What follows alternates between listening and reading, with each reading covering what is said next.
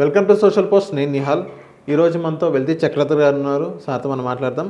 Hello sir, welcome to social post. Thanks అండి. Sir, ఇప్పుడు మన దగ్గర ₹1,00,00,000 ఉంటే మొత్తం ₹1,00,00,000 ఏఎఫ్లో ఇన్వెస్ట్ చేయాలంటారా, లేకపోతే 2 పార్ట్స్గా మనం చేసి 50 లక్షలు 50 లక్షలు పిఎంఎస్లో ఇన్వెస్ట్ చేయాలంటారా? ఇది యాక్చువల్గా చాలామంది క్వశ్చన్కి ఉన్న డైలమా అండి యాక్చువల్గా. ఎందుకంటే మన దగ్గర క్లయింట్స్ వస్తుంటారు, సడన్గా 1 crore ఉంది, మనం డైరెక్ట్గా ఏఎఫ్ వేసుకుందాం. ఎందుకంటే ఏఎఫ్లో వేసుకుంటే ట్యాక్స్ పడదు. మోస్ట్ ఇంపార్టెంట్ క్యాచ్ పాయింట్ ఏంటంటే ఏఎఫ్లో ట్యాక్స్ పడదు కదా అనుకుంటారు. కానీ ఇక్కడ యాక్చువల్గా మాకున్న ప్రాక్టికల్ ఎక్స్పీరియన్స్ ప్రకారం చూస్తే కనుక ఇప్పుడు చూడండి, ప్రతి ఒక్క పిఎంఎస్ ఏదైతే ఉంటుందో ఫస్ట్ ఆఫ్ ఆల్ ఒక స్ట్రాటజీ ఫాలో అవుతుంది. కొన్ని ఏంటంటే మనకి mid cap small cap strategy follow అవుతాయి, కొన్ని ఏమో flexi cap model strategy follow అవుతాయి, కొన్ని కాంట్రా ఉంటాయి, కొన్ని సెక్టోరియల్ ఉంటాయి, రకరకాల క్యాట్ ఉంటాయి. అయితే ఇప్పుడు పిఎంఎస్లో కూడా మనకు ఆప్షన్ ఇచ్చారు. మనం ఒక కంపెనీలో తీసుకున్నాం అనుకోండి పిఎంఎస్, సపోజ్ ఐసిఐసిఐ తీసుకున్నాం. ఐసిఐసిఐ వాళ్ళ దగ్గర 2 కేటగిరీస్ ఉంటాయి. ఒక స్ట్రాటజీ ఏమో పైప్ అంటారు, అదేమో small cap mid cap category. ఇంకోటేమో కాంట్రా అంటారు, అది కాంట్రా కేటగిరీ. సో మనం ఇన్వెస్ట్మెంట్ చేసే 50 lakhs ఒక పైప్లోనే వేయక్కర్లేదు, అలా మొత్తం ఒక కాంట్రాలోనే వేయక్కర్లేదు. 25 lakhs మనం కాంట్రాలో వేయచ్చు, 25 lakhs మనం పైప్లో కూడా వేసుకోవచ్చు. అలాగే మోతులాలో వాళ్ళు ఉందనుకోండి, వాళ్ళ దగ్గర మిట్టు మెగా అని ఒకటి ఉంటుంది, అలాగే ఫౌండర్స్ అని ఒకటి ఉంటుంది. సో అందులో వేసుకోవాలా, ఇందులో వేసుకోవచ్చు. మనం కావాలంటే 25 lakhs కూడా స్ప్లిట్ చేయొచ్చు. సో ఇక్కడ మీకు ఏంటంటే ఒక పిఎంఎస్ అంటే మీ అర్థం ఏంటంటే స్ప్లిట్ చేస్తే 2 మీకు స్ట్రాటజీస్ వచ్చాయి. అలాగే ఇంకో పిఎంఎస్లో వేసారు అదనంగా, అక్కడ ఇంకో 2 స్ట్రాటజీస్ వచ్చాయి. అంటే మీ 1 crore 4 స్ట్రాటజీస్కి వెళ్ళింది మనం కనుక 2 పిఎంఎస్లో వేస్తే. సో అదే ఏఎఫ్కి వెళ్ళామనుకోండి, ఒకటే కంపెనీలో వేయాలి, మొత్తం అమౌంట్ అంతా ఒకటే స్ట్రాటజీ పట్టుకోవాలి. సో ఇక్కడ ఒక స్ట్రాటజీ ఏఎఫ్ కంటే కూడా 4 స్ట్రాటజీస్ పిఎంఎస్ మనకి బెస్ట్ అని చెప్తాను. ఎందుకంటే మార్కెట్ సైకిల్స్ ఎలా ఉంటాయో మనకు తెలియదు. ఇవాళ మిడ్ క్యాప్ పర్ఫార్మెన్స్ చేయొచ్చు, లేదా కాంట్రా పర్ఫార్మెన్స్ చేయొచ్చు, లేదా మీకు చూస్తే ఫ్లెక్సీ క్యాప్ పర్ఫార్మెన్స్ చేయొచ్చు. సో ఎప్పుడైతే మన అమౌంట్ అనేది 4గా స్ప్లిట్ అయ్యి 4 స్ట్రాటజీస్లో ఉందో అది మీకు ఎక్కువ రిటర్న్ ఇచ్చే అవకాశం ఉంటుంది.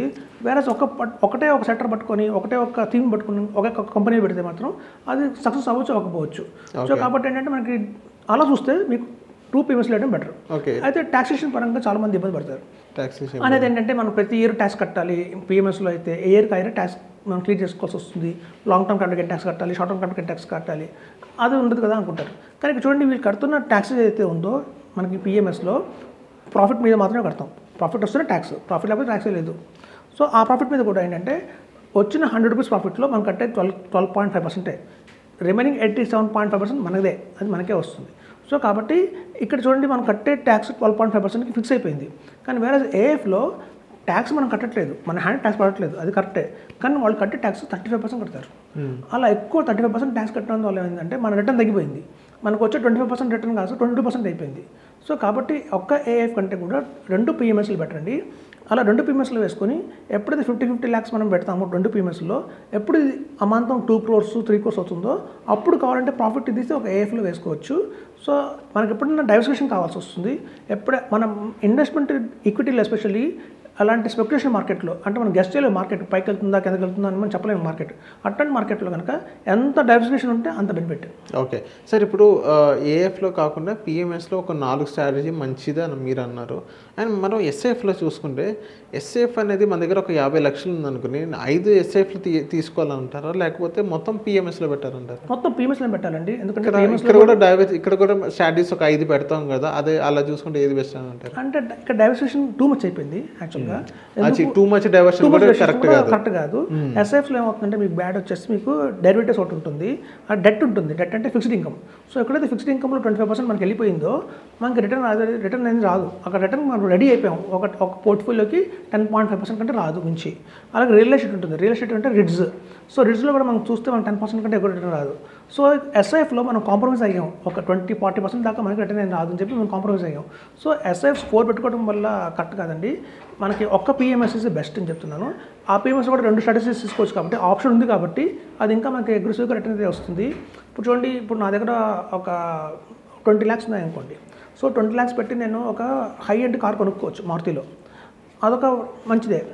అలా అని చెప్పి 5 lakhs కింద red colour Alto car, black colour auto car, white colour auto car, అలా 5 రకాల కలర్స్ కొనుక్కోలేం కదా. ఒక కారు ఇంట్లో ఒక కార్ పార్కింగ్ పెట్టుకుంటాం, హై హ్యాండ్కి వెళ్తాం. సో అలా కూడా ఒక పిఎంఎస్ ఒక ఏఎఫ్కి వెళ్ళిపోవాలండి. అంతేగాని దాన్ని డివైడ్ చేసి మనం 5 cars వెళ్ళాము అలాగే మనం రకరకాలుగా ఎస్ఐఎఫ్లో చేయకూడదు. ఓకే సార్, ఇప్పుడు పిఎంఎస్లో మొత్తం 4 స్ట్రాటజీస్ అన్నారు, ఏఎఫ్లో ఒక స్ట్రాటజీ ఉంటుంది అన్నారు. సో వన్ కంపేర్ విత్ ఒక 2 పిఎంఎస్ 4 స్ట్రాటజీస్, సో రిటర్న్స్ ఎంత పర్సెంట్ వచ్చే అవకాశం ఉన్నాయని అంటారు? ఇప్పుడు మార్కెట్ అంటే ఎంత లాంగ్ టర్మ్ తీసుకోవాలి, ఎంత రిటర్న్స్ వచ్చే అవకాశాలు ఉన్నాయంటారు? ఇప్పుడు యాక్చువల్గా ఏంటంటేనండి, మా క్లయింట్ ఒక ఆయన ఉన్నారు, ఆయన కేవలం పిఎంఎస్లో మాత్రమే ఇన్వెస్ట్మెంట్ చేసుకుంటూ వచ్చి 2010 నుంచి 2010లో 5 lakhs ఉండేది పిఎంఎస్ అయితే ఆ రోజున, గ్రాడ్యువల్గా పెరుగుతూ వచ్చింది. అలా 5 lakhs ఉన్న పిఎంఎస్లోనే ఇన్వెస్ట్మెంట్ చేసుకుంటూ వచ్చి దాన్ని మళ్ళీ వేరే పిఎంఎస్కి మార్చి కొంత అమౌంట్ ఆయన మళ్ళీ కాంట్రిబ్యూట్ చేసి అలా పెంచుకుంటూ వెళ్తే చూడండి, ఒక 50 lakhs మనం పెట్టాము అంటే over a period of 10 years కల్లా మనకు 3 CR వస్తుంది. 3 CR. సో ఆయనకి 3 CRతో వితౌట్ ఎనీ హోమ్ లోన్ ఆయన ఒక విలా కొనుక్కున్నారు. సో అంత కెపాసిటీ మనకి పిఎంఎస్లో ఆప్షన్ ఉంది, అవైలబిలిటీలో ఉంది. ఒక 10 years అంటారు. 10 yearsకి. అదే 10 years కనుక మ్యూచువల్ ఫండ్స్లో వెళ్తే 2 crores వచ్చేది. సో మనకి యాక్చువల్గా 1 crore అనేది ఎక్స్ట్రా లాభం అయితే ఉందండి. చాలా మందికి అవేర్నెస్ లేదు పబ్లిక్కి దీని గురించి. ఎందుకు అంటే యాక్చువల్గా ఏపీఎంఐ అని ఒకటి ఉంటుందండి. ఏంటంటే ఇప్పుడు మ్యూచువల్ ఫండ్స్కి ఏంటంటే అసోసియేట్ మ్యూచువల్ ఫండ్ ఇండియా అని ఒక గవర్నమెంట్ బాడీ ఉంది, అది సెబీ కింద పనిచేస్తుంది. సో ఈ డిస్ట్రిబ్యూటర్స్ అందరూ ఎవరు, ఎలా పనిచేస్తున్నారు, ఏంటి అని చూసడానికి యాంఫీ ఉంది, అసోసియేట్ మ్యూచువల్ ఫండ్ ఇండియా. అలాగే January 2025లో మనకి ఇక్కడ సెబీ వాళ్ళు చేశారంటే ఏపీఎంఐ లాంచ్ చేశారు, అంటే associate mutual fund managers India అని చెప్పి లాంచ్ చేశారు. ఈ బోర్డులో చూస్తే ఒక సర్వే వచ్చింది నిన్నే October 2025లో డిజర్వ్ వాళ్ళు ఒక సర్వే చేశారు. ఆల్ ఓవర్ ఇండియాలో ఈ హోల్డర్స్ ఎంతమంది ఉన్నారంటే 330 మెంబర్సే ఉన్నారు. 30 members. 330 అంటే 330. ఎస్పెషల్లీ మన ఏపీ తెలంగాణ చూస్తే 11 members ఉన్నారు. 11 members అంటే దీని మీద ఇంకా అంతమంది పెనిట్రేషన్ లేదు మార్కెట్లో, ఇంకా అంతమంది అడ్వైజర్స్ డిస్ట్రిబ్యూటర్స్ రాలేదు దీని గురించి. సో లక్కీగా 11లో నేను ఒక ఉన్నాను. సో ఏంటంటే మనకి బయట మార్కెట్లో ఇంకా వినట్లేదు, పిఎంఎస్ గురించి ఎవరు చెప్పట్లేదు అనుకుంటారు తప్ప, ఎందుకంటే ఇక్కడ అంత మంది లేరు.